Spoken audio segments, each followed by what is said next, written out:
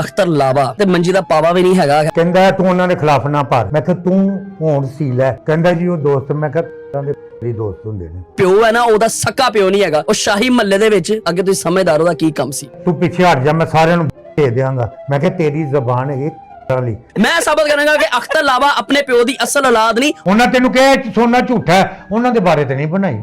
ਤੈਨੂੰ ਖੀਰ ਨਹੀਂ ਨਾ ਹਜ਼ਮ ਹੁੰਦੀ, ਤੈਨੂੰ ਸੁਲ੍ਹਾ ਹਜ਼ਮ ਨਹੀਂ ਹੋਈ।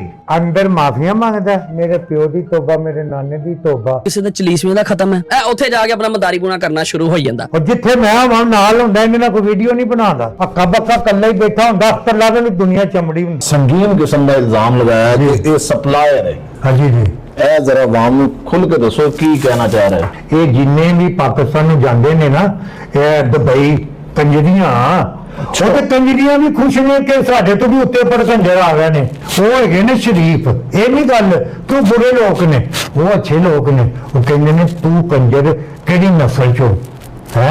ਸਹੀ। ਸਾਡਾ ਭਰਾ ਤੇ ਬੜਾ ਅੱਛਾ ਸੀ,